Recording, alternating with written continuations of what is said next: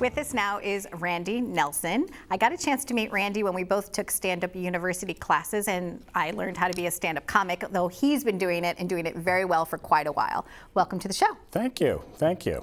So why comedy? Why comedy?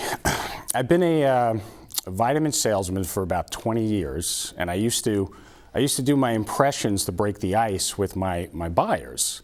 And or like I get bored very easily. So like at meetings, I would come out and we'd have all these vitamin, manufacturers. I'd be like, all right, I want to thank all the heads of the vitamin companies for coming out here today.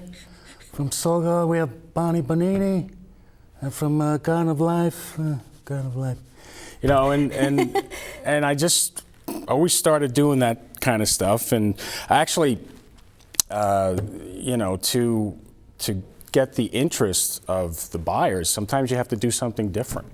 Absolutely. So did anybody ever mistakenly think that you were being serious? No. They always knew that you didn't really talk like that. Yeah. They're like, he's spoofing on somebody. Yeah. It's funny though, because a lot of the impressions that I do are from years ago, although I'm starting to get some of the newer voices now, but I'm like a movie historian. I love like AMC. I like to watch all those, like Walter Brennan, or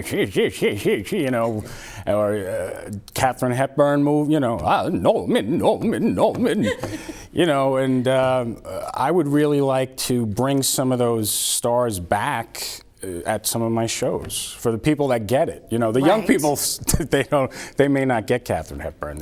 Right. I don't know who that is. I don't know who that is. Yeah. But if you mixed it in with some of the newer people and had a conversation between Katharine Hepburn and a modern day celeb, right? That might be an interesting kind of thing. I merged Katharine Hepburn and Axl Rose together, singing "Sweet Child of Mine." So did you now? That was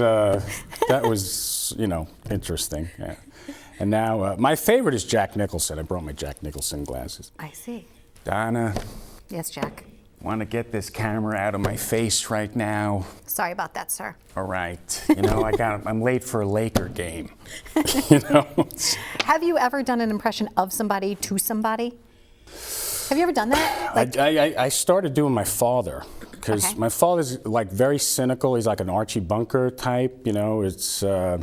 He's like, my son, he thinks he's some kind of comedian. I don't know, it's some of his impressions are good, some no, and I started doing family too, the family members, and just to make fun of my mother all the time. Now, what can you do with your comedy? Everybody just thinks that, it's always only the comedy clubs, but you do corporate gigs and you're reaching out to young people. Mm-hmm. Tell us about that.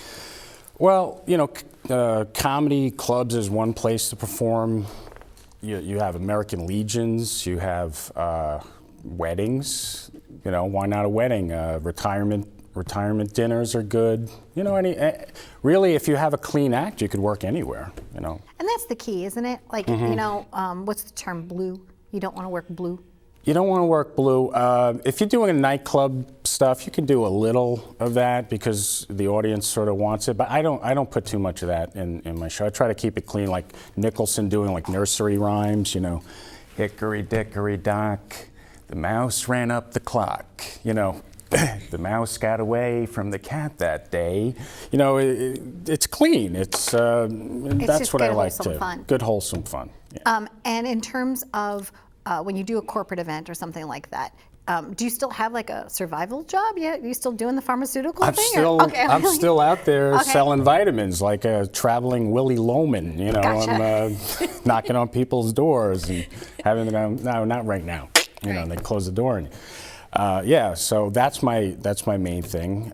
When did you realize that you were starting to get a following? Because you could have fans now, and fans kind of follow you from gig to gig. What was that like when you first realized that you're starting to get a little groupie action going? Started with Denzel Washington, because I was a groupie, or when I started doing Denzel at my show, I started Denzel is always like this, right? He's always pointing and looking at you like this a little bit. Okay. I started doing that at the shows, and I started getting this is a white guy doing Denzel Washington. That's kind of different. and a little Vince Vaughn, yeah, Janice, I apologize if I don't seem real eager, at the shows, and that started to get noticed. And people started liking you. When you were growing up, there used to be some people that were wonderful at impressions. Who were your favorites? Frank Gorshin was great. Rich Little. Who else? Frank Gorshin is really the guy that I admired growing up. Even though he's sort of not in my. I'm a YouTuber. I look up old movies and I'm constantly studying actors and their mannerisms, and I just love doing it. I love hearing a voice and going, okay, I'm gonna, learn how to do that. So that's your craft. Yeah. And comedy itself is a craft. A lot of people don't understand that it's an art form. And I certainly know by taking that class with you. It's a lot. You have to be able to be so raw and so authentic. You have to tell stories. It's not just standing up there and telling jokes. Anybody can stand up there and tell jokes. But to be witty, to be funny, to be on, you have to basically expose yourself. Like, not expose yourself physically, but yeah, okay, we're not going there. But you know what I'm saying. You have to really kind of I do that a lot with a raincoat. You have to be raw, and you have to be honest, and you have to be authentic. You have to be relatable, and people don't get that, how hard that is to do it well. It's funny that you said relatable, because I did a show the other night, and I came out and I did some new material, and it wasn't relatable.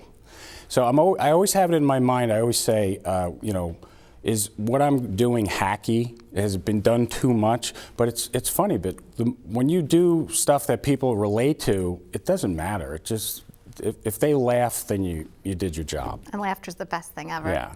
I mean, especially with what's going on with the economy and everything right now. People are worried. Some people need to laugh. That's why I do Live It Up, because it's a positive, upbeat show. Where can you tune into something that's all good? Or at least I try to make it all good. So. I noticed that. It's a good energy here. I like that. Well, thank you for being on, and thank you for making me smile. And I'm looking forward to seeing you the next time you do a gig. I think you have a couple coming up. I'm going to be there. So thank you very much for joining us. Thank you. Thank you. So, Randy, what's your website, Rand? rnvoiceimpressions.com. Oh, there you go. You heard it here on Live It Up. Stay tuned for more. Hope you're having fun. I want to hear what they do as their impressions. I think what I'll do is I'll do like some kind of contest. Like, how fun